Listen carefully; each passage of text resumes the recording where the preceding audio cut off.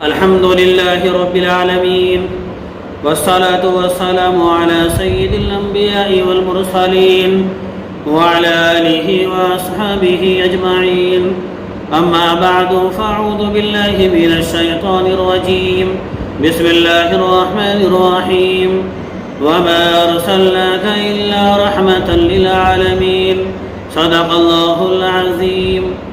میرے معزز دوستو، نوجوان ساتھیوں، آج کا موضوع بڑا اہم ہے، اس لیے جہاں تک ممکن ہو دور تک یہ میسج پہنچائیے، اور وہ موضوع ہے سماج کے تعلق سے. اس سے پہلے باتیں آئی تھی معاشرے میں برابری، یعنی آقا صلی اللہ علیہ وسلم تشریف لائے، جو ان کے آنے سے پہلے برادریت کی اونچ نیچ، عہدے کی اونچ نیچ، طاقت کا اونچ نیچ، غلام اور آقا کی اونچ نیچ، ان تمام کو ختم کیا. اس کو کہتے ہیں معاشرے میں برابری. اسی طریقے سے ایک پہلو ہے آقا صلی اللہ علیہ وسلم کا عدل و انصاف، یعنی قانونی مساوات. مطلب آقا جس وقت تشریف لائے، ظلم عروج پر، انسانیت کا راہ رہی تھی، خواتین بھی عزت کی جا رہی تھی، ہر امیر آدمی غریبوں پر ظلم کرنا جائز سمجھتا تھا، ظلم کرتا نہیں تھا بلکہ کرتا بھی تھا اور اس کو جائز سمجھتا تھا. آقا تشریف لائے، انہوں نے فرمایا امیر غریب پر ظلم نہیں کرے گا، امیر غلطی کرے گا، غریب غلطی کرے گا، دونوں کا قانون ایک ہے.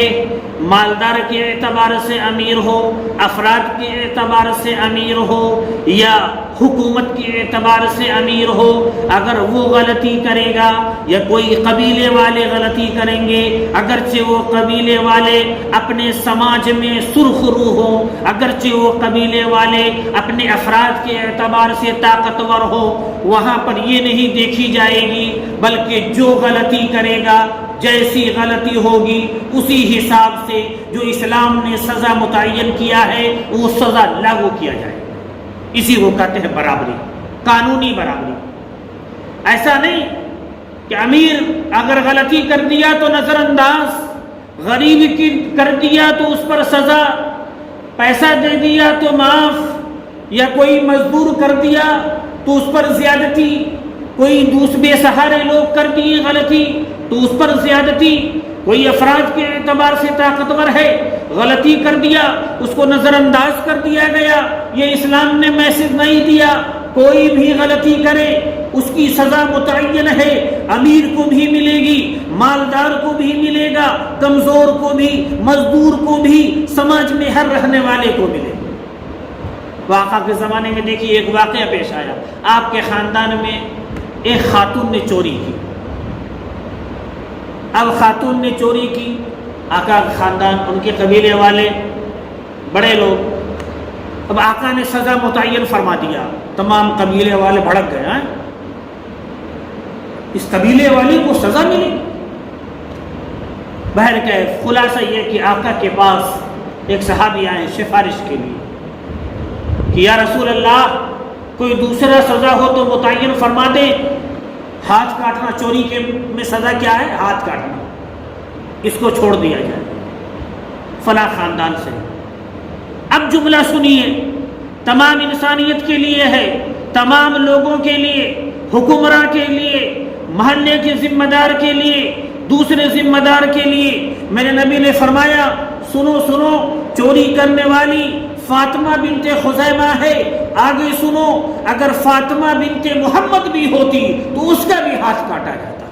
یہ ہے قانون، یہ ہے اسلام، کہ اسلام میں برابری ہے. ہماری برادری کے لوگ اگر چوری کر دیے ان کی سزا ہاتھ کاٹنا نہیں، ایسا نہیں ہے. فرمایا جو چوری کرنے والی خاتون تھی اس کا نام تھا فاطمہ بنت خزیمہ. فرمایا فاطمہ بنت خزیمہ کی جگہ پر فاطمہ بنت محمد بھی ہوتی، یعنی میری بیٹی بھی ہوتی تو سزا یہی ہوتا. یہ ہے اسلام. میرے بھائیوں، اور جو سفارش لے کر آئے تھے آقا سے سفارش جب انہوں نے کیا تو آقا کا چہرہ سرخ ہو گیا. اور یہی ہونا چاہیے ہر ایمان والے کو کہ غلطی پر کوئی سفارش کرے فوراً آگ بگولا ہو جائے کہ تم مجھ کو جہنم میں ڈھکیلنا چاہتے ہو. اللہ نے مجھے ذمہ دار بنایا، ہم حق فیصلہ کریں گے. اور اگر ذمہ دار نہیں بھی بنایا ہے تو ہر شخص کے لیے یہ میسج ہے کہ جب تک کہ سماج میں عدل و انصاف، قانونی مساوات اور معاشرے میں برابری کی زندگی نہیں ہوگی، اس وقت تک ہمارا سماج جنت کا نمونہ نہیں بن سکتا. ایسا کیسے ہو سکتا ہے کہ کوئی امیر آدمی، پیسے والا، عہدے والا، طاقت والا آدمی کسی کی زمین ہڑپ کر لے، معافی درمیانی آدمی، غریبی آدمی زمین ہڑپ کر لے، اس پر ظلم، اس کو سزا اس کو بھی اور اس کو بھی. غلط امیر نے کیا تو اس کو بھی سزا ملے گی. اگر یہ سماج میں ہو جائے اور ہر انصاف کرنے والا اور ہر فیصلہ کرنے والا اور ہر شخص ذمہ دار یہ اگر دماغ میں بٹھا لے کہ اسلام نے کہا ہے عدل و انصاف، مساوات، اس میں نہ برادری، نہ بھائی چارگی، نہ دوستی، نہ امیری، نہ غریبی، نہ پڑھا لکھا، نہ طاقت، کوئی چیز نہیں دیکھی جائے گی. جو غلطی کرے گا انصاف ملے گا. جب یہ سماج میں پھیل جائے تو انشاءاللہ جنت کا نمونہ بن جائے. اللہ رب العزت ہمیں بھی عمل کرنے والا بنائے. رسول اللہ صلی اللہ علیہ وسلم کے جو مختلف پہلو ہیں اس پر